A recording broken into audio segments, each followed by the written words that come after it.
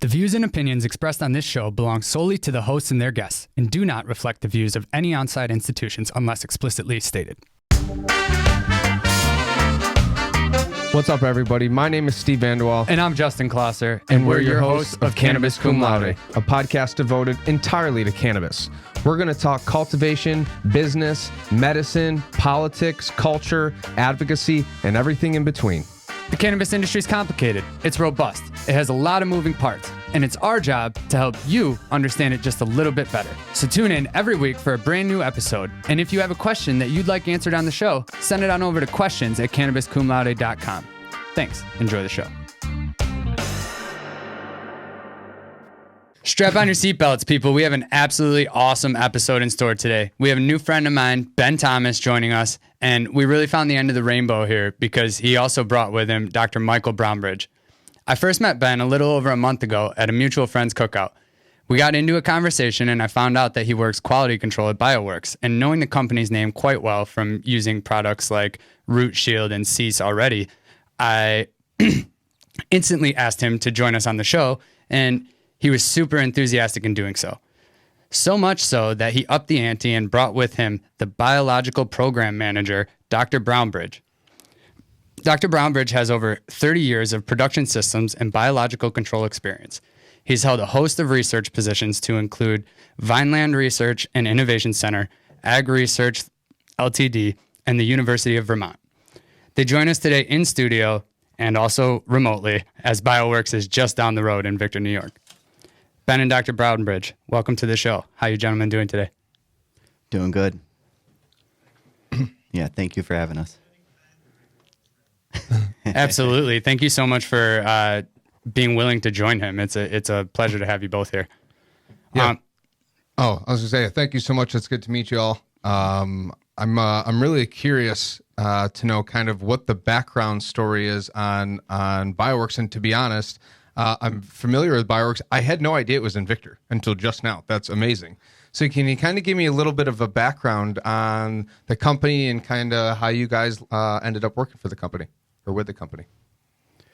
Yeah, so I can dive into a little bit of the history of Bioworks. So in 1990, Cornell did a study and actually discovered our T22, which is our Trichoderma strain.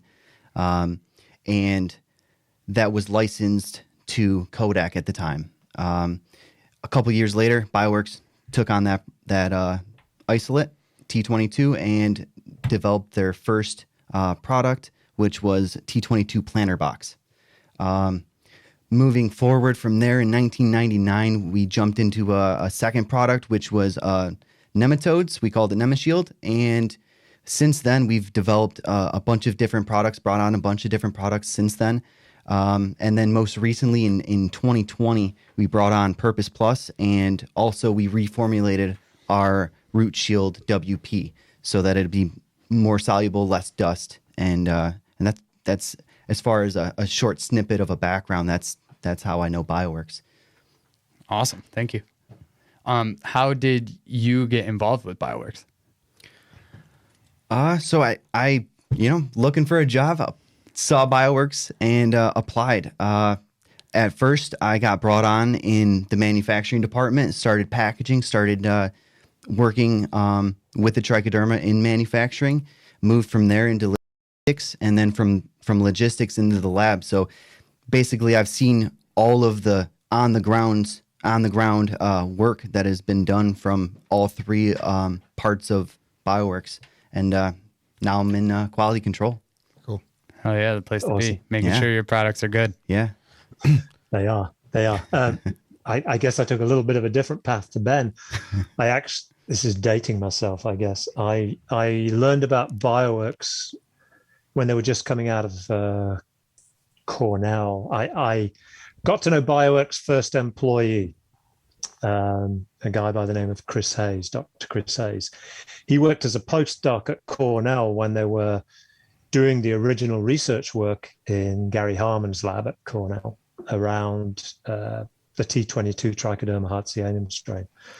I met Chris in Columbus, Ohio, so I've probably known Bioworks longer than anybody at the company now. Let me leave it at that. I think maybe it's with the exception of our CEO.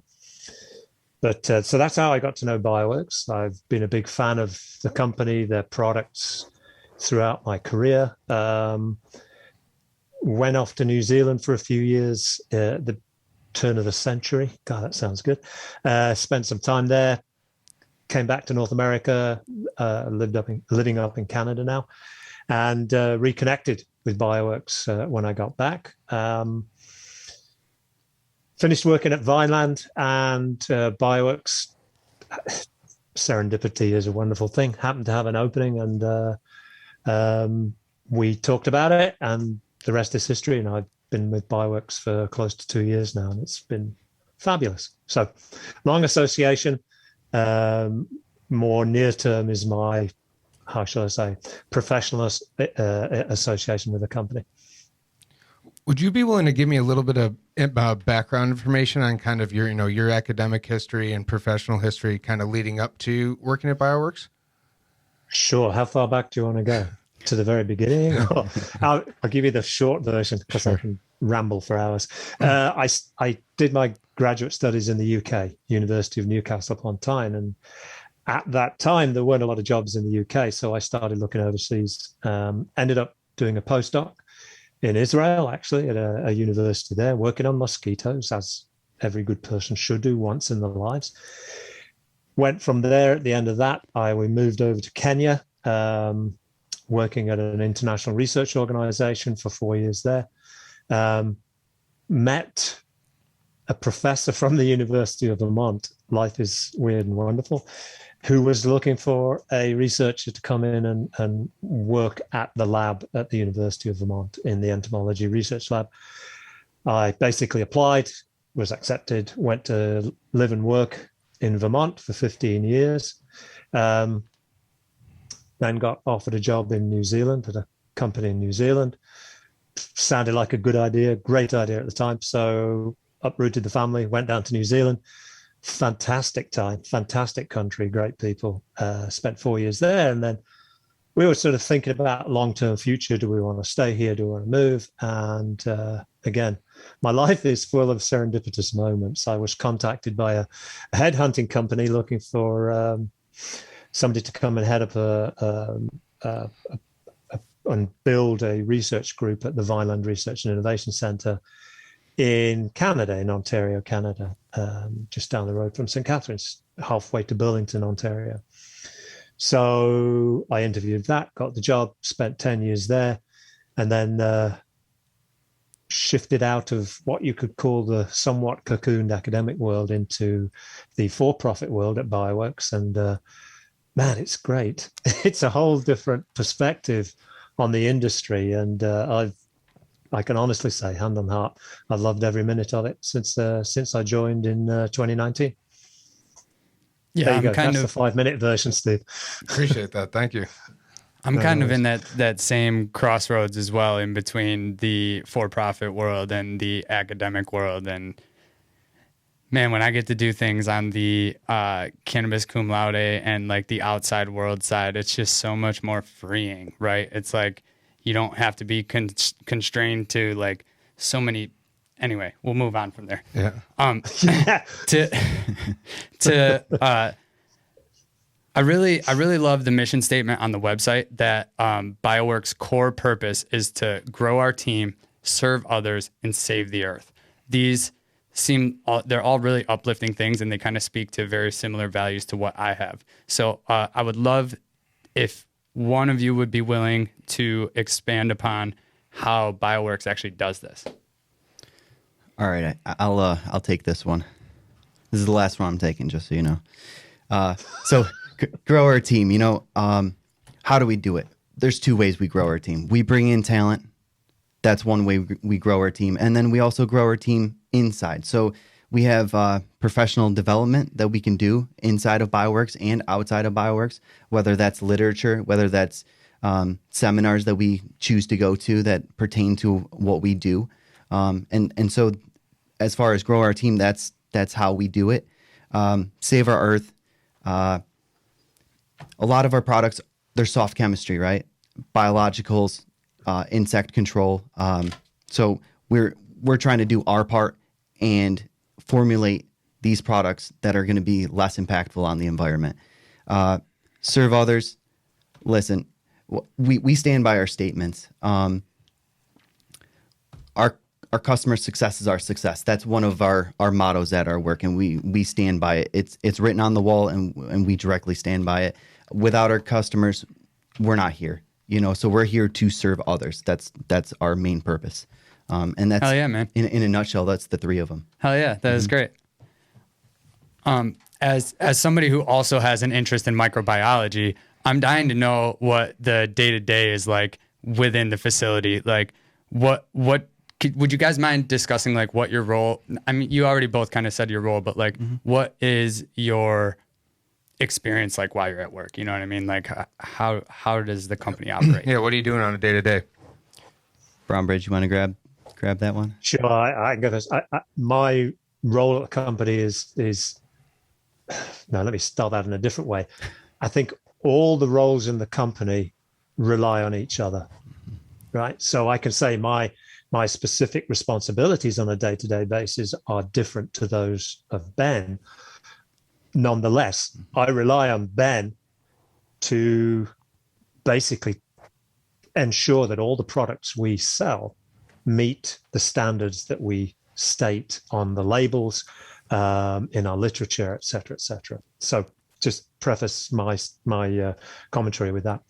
So my role is as a biological program manager. I basically look after Bioworks' portfolio of disease management products, but with a background also in entomology, I also go over into the entomological or pest management products as well. So I have good experience in both areas.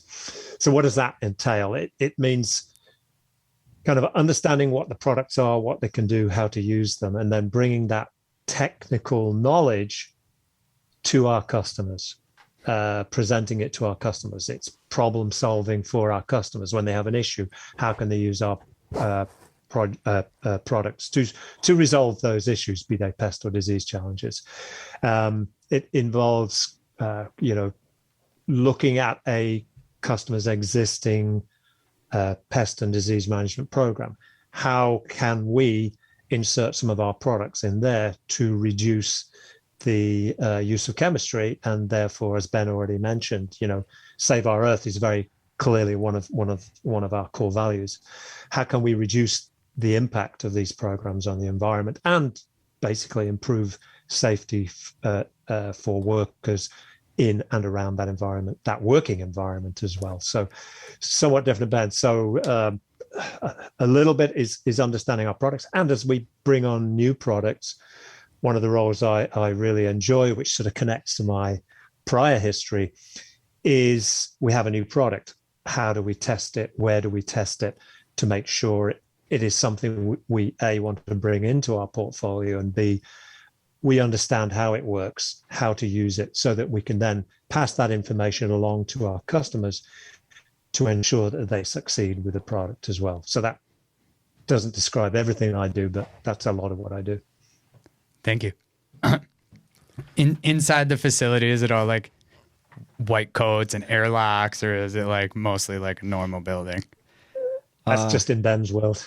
yeah, just in my world, right? Lab coats, clean environment in the lab. So going into what I do on a day-to-day basis, 50% of my job is quality control, and the other percentage of my job is working on the production of the trichoderma. So as far as quality control, we're testing our internal products and external products, making sure that the customers get exactly what they're asking or what they're buying. And as far as the production, I absolutely love it.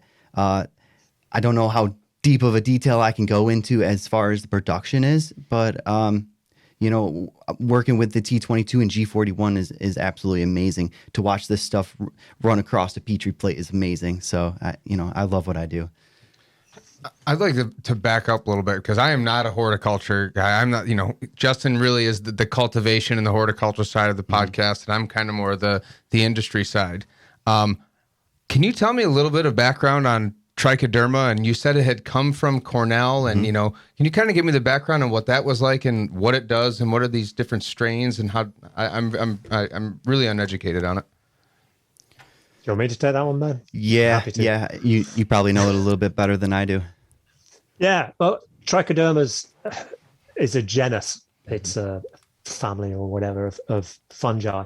Trichoderma are everywhere. It's a wholly, you dig up a handful of dirt out of your garden, I pretty well guarantee you could find Trichoderma there. Mm-hmm. But not all Trichodermas do the same thing. It's a very common soil organism, but some of those organisms have evolved over thousands and thousands, millions of years maybe, to develop very close associations with plants. So the Trichoderma strains we have, the T22 and G41 strains, will colonize plant roots. They're basically, it's a mutualistic association. The fungus gets food from the roots because the roots pump out a lot of waste products as the plant grows. Those waste products happen to be pretty good food for a fungus like Trichoderma, and it just likes to wrap around the roots and grows with the roots. Now, as the fungus grows with the roots, it basically occupies space on the root surface. If you look at the root, consider the root like a hotel, right? It's only got so many rooms in it. Trichoderma occupies all of the rooms. There's no rooms for any other guests, unwanted and otherwise, typically the unwanted ones, to get into that hotel. And that's one of the ways in which Trichoderma protects plant roots against pathogenic or disease-causing organisms and prevents them from getting hold and into that root. But it's a fascinating organism in that it also, as it grows, it will produce itself certain byproducts of metabolism. We all do, and some of those byproducts have antimicrobial activity, so they can also suppress growth germination of pathogenic fungi as well. So that's another mechanism in which the actively growing Trichoderma in the soil can prevent those soil disease organisms from gaining access to the roots. Again, it doesn't stop there, and I can see why Ben's just captivated by the organism, because it is neat. It can actually grow in the soil in the absence of a plant host, and it will actually actively parasitize. So using another microorganism as a food source, particularly pathogens in the soil, it can parasitize those as well. So again, it can help reduce pathogen loads in the soil to a degree. So, and kind of last. Sorry, go ahead, Justin. No, go ahead. I just have a follow-on question with that. All right. So the last mechanism, and this to me is one of the most fascinating, and we've only just in the last sort of 5-10 years started to gain insights into some of these mechanisms, I think, is that the Trichoderma produces something which signals the plant, and it sort of basically turns on the plant's own defense. It activates the plant's own defense mechanisms, such the plant itself can protect itself against pathogen exposure to pathogens, pathogen disease ingress. So all of those mechanisms come to bear on the plant and help protect the plant against plant diseases. So fabulous organism. Yes. I now have 2 follow-on questions. I'm so sorry. Awesome. So to hit the first one before I forget about it, what are you able to speak about what the relationship is with like mycorrhizal fungus, and like is there competition between them? Does the Trichoderma feast on mycorrhizae the same way it would a pathogen? It doesn't actually. They have a very good relationship together. The Trichoderma will outcompete the mycorrhizae. It's just a very aggressive fungus. Okay. But they do coexist very, very well, and there's a little bit of an overlap in terms of the functions they perform and the service they provide to the plant, in that the mycorrhizae don't protect the plant per se, but what they do is allow the plant to access nutrients, water, etc., in a much wider area, if you will, in the soil than just the roots themselves. So it's kind of like a root extension by fungi, so that it can bring nutrients into the plant. Trichoderma also will help move those nutrients. It makes them more bioavailable to the plant. It solubilizes some of the soil nutrients, nitrogen, and others, and makes them more accessible to the plant as well. So it can provide some of that role. But together, they actually do coexist in a very friendly way on the root system. So yeah, it's a good combination. That's phenomenal. And the other one was, you say it kind of triggers the plant's own self-defense mechanisms. Mm-hmm. Is there like a mildly parasitic relationship that's going on there? Like, as far as like, is the trichoderma like siphoning out some nutrients potentially, kind of like the mycorrhizae kind of invaginate, right? And they tap in there. Is the trichoderma similar, or is it really just kind of coat the outer area? Typically, it's a nuanced question, I think. Oh, I'm sorry. Typically, no. Trichoderma occupy the rhizosphere, which is that very close zone around the root surface. Now, some trichodermas can go endophytic, which means living inside the plant, but only a very, very short distance, if you will, in the roots. But typically, the trichoderma we have grow along that along the root surface, and they access the byproducts the plant puts out via the root as their food source. So it's a very, like I said, it's a mutualistic relationship. But it blows my mind that something on the roots can cause that reaction in the plant, which can allow the plant actually to mount a better defense response when it's challenged by a pathogen on the foliage even. Now, you wrap your head around that eventually, and you realize how phenomenal all of these organisms are. But I sense that's probably a relationship that goes back thousands and thousands of years, and the plant is just detecting a fungus on the roots. Oh my gosh, I've got a fungus on the roots. Doesn't necessarily know if it's a good or a bad one, but responds anyway to that. So anyway, we could spend hours on that subject, but I'm assuming you want to go a little further. I would absolutely love to, but we have a lot of other things we want to touch on as well. Steve, you're fascinated, I can tell by all of this. I'm taking it all in. So don't think I'm being rude, but like I said, I'm not the horticulturist here. So anytime I get to learn something new, it kind of sucks me in. So, man, I have so many questions. Not to get off topic, I started in organic cultivation, have now transitioned into more of a hydroponic system. So, and I still very much have an appreciation for the organics, and I grow organic outside. And I've never, I've always done compost teas or, OMRI listed brands, stuff like that. But I've never introduced any sort of trichoderma products into any of my products, whether my vegetables or my, medicinal plants. So I guess I'm really interested, like, what would what are some of your, and we can dive more into this in part two. I really kind of want to get into the nitty gritty of some of your products, but, just to kind of lead us into that second part, what's one of your home run products, and what are some of the ingredients in it? What's the house favorite product that you guys have, or kind of the home run product, I guess, if there's one. So Root Shield. I was going to say we're talking Root about Shield. it, right? So that's our home run product, if you would.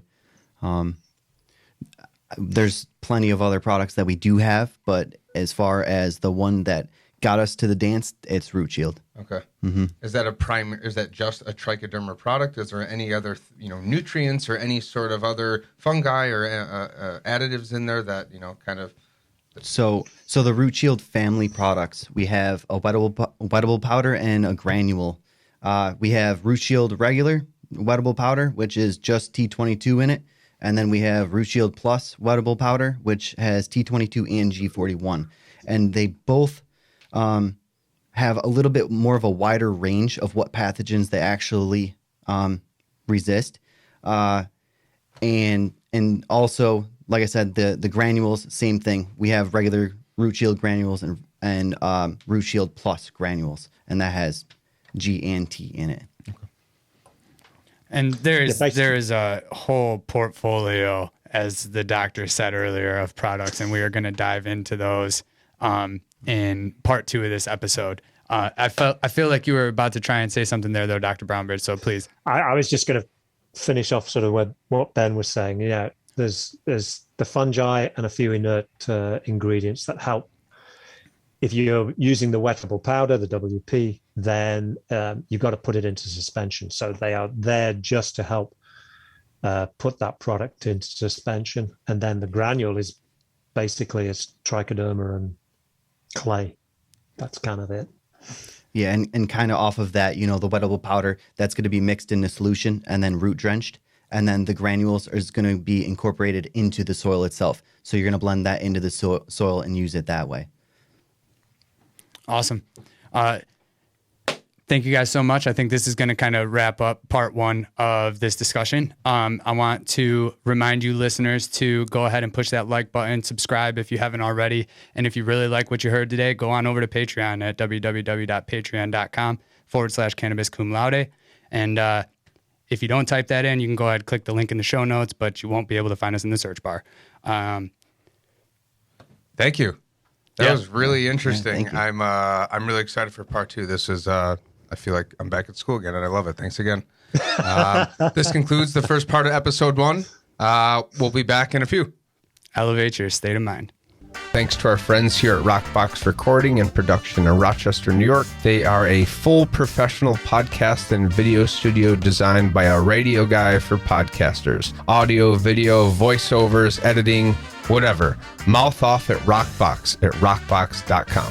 You can follow Cannabis Cum Laude on LinkedIn, Facebook, Instagram, Twitter, and Cannabuzz.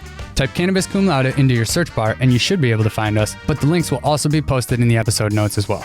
If you want to help support the show, head on over to Patreon, and that will ensure that we're able to keep the best quality sound and video coming to you on a regular basis. And if you liked what you heard today, please don't forget to rate and review the show.